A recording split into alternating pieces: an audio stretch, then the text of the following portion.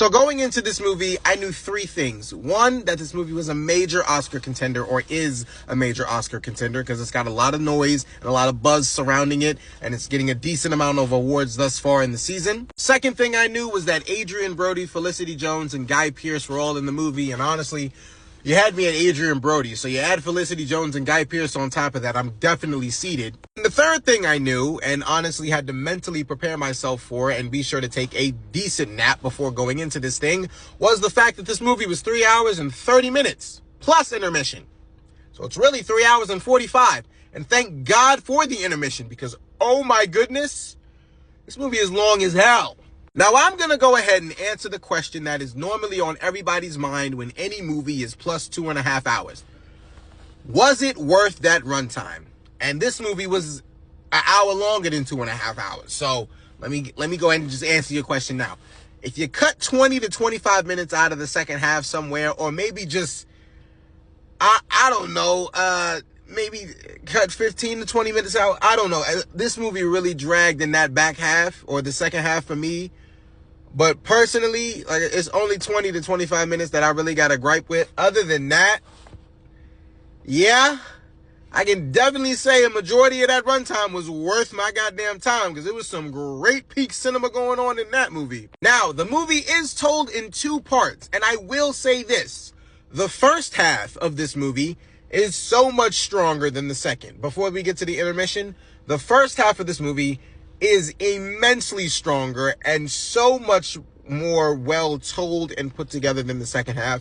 I felt like the second half not necessarily lost itself, but the way this movie ended, I think will lose some audience members, at least due to the dialogue in my crowd, because I definitely felt like the ending kind of lost me just a tad, and others felt the same as I did, so I was glad to know I wasn't alone in that assessment. But no, the first half of this movie is absolutely amazing. And I adored everything that happened in the first half. I lie to you not. That was probably a good like hour and 50 minutes. That was amazing. Second half of this movie, I feel like personally Felicity Jones started backpacking the second half of this movie, which, like I said, you put Felicity Jones in anything.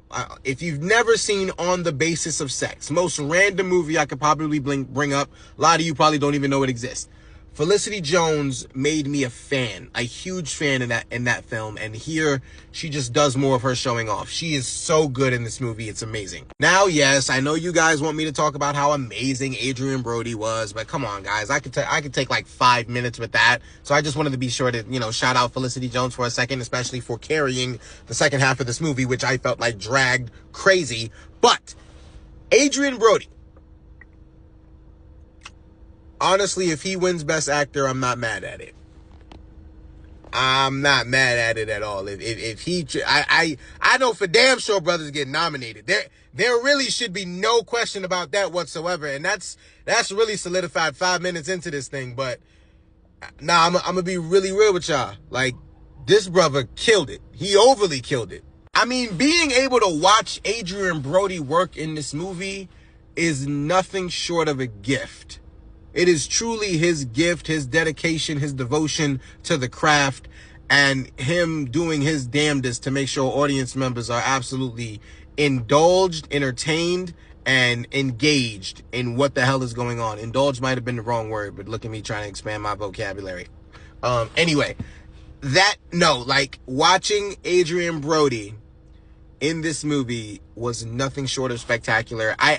I personally, the more I'm thinking about it and the more his performance is sitting with me, I think that is our best actor, ladies and gentlemen. I think that is it. I think he is that. Coleman Domingo, I'm still rooting for you, but Adrien Brody might have just knocked all of you guys out, because that was wow. And Guy Pearce as well, man. Like I said, the first half of this movie is really something to behold. The movie is gorgeous regardless, but there's a lot of scenery and a lot of shots in the first half versus the second that you can really appreciate a lot more. And it's really, the whole first half of this movie just feels like a complete art form. It feels like a complete work of art, and something that it's like watching a painter very carefully brush his canvas. Like make sure he goes over his strokes, make sure that he goes over his strokes and his work, and go very carefully, just, you know, puts every color on the board, and he's not necessarily trying to rush it. That's what this first half is doing. It's very carefully just easing you into everything, really setting everything up, and you're also, like I said, interested in the conversation, interested in what is going on. And like I said, I knew nothing about this movie, but it made architecture just a lot more interesting than it normally is. Like, other than, you know, How I Met Your Mother, shout out to Ted Mosby. But no, like, this made architecture feel like watching somebody who adores film talk about that. And I enjoyed watching Adrian Brody talk about architecture because it was, again, wow. But no, I do have to go back to Guy Pearce, because Guy Pearce was amazing in this movie. From the very moment he stepped on screen, he was a presence to behold. I felt like the performances in this movie are out of this world. The performances in this movie are nothing short of amazing. And like I said, if not for the second half dragging like fuck, I definitely would have this movie higher than a 4 out of 5. It is a strong 4. It is a strong 4, but that second half really bothers me. Second half really bothers me just because I feel like it is way too long. Now, granted, I will say the intermission was needed. The intermission was needed, because if I had to sit through that entire thing, transitioning from the first to the second part, I would have been a little more upset, because I'm like, yeah, this movie definitely dragged. So the intermission, thank you for that.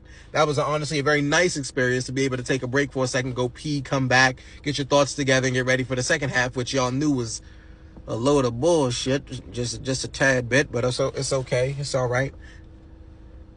It was still a good time. But no, can I recommend this movie to everybody? Probably not, because I don't know if everybody's going to be able to sit through 3 hours and 30 or 3 hours and 45 minutes truly. But I don't know if everybody's going to be, I'm sorry, I'm stumbling over my words. I don't know if everybody's going to be able to sit through this movie. But if you appreciate film, if you appreciate acting, if you appreciate art, which a lot of you should. So personally, yeah, I would recommend it to my art lovers and my creatives out there, because this movie is something to behold. This movie has a very strong message. It has a very powerful one at that. I think the movie does a much better job in the first half portraying that message than the second. But, you know, the second kind of feels like it just kind of wraps everything up very quickly. And I'm like, hold on, you made me sit here for 3 hours. Why are you rushing me out of the theater all of a sudden? But no, it's okay, whatever. That's fine. But again, shout out to Felicity Jones for backpacking that second half of the film. But The Brutalist is, once again, a good movie. A damn good movie at that.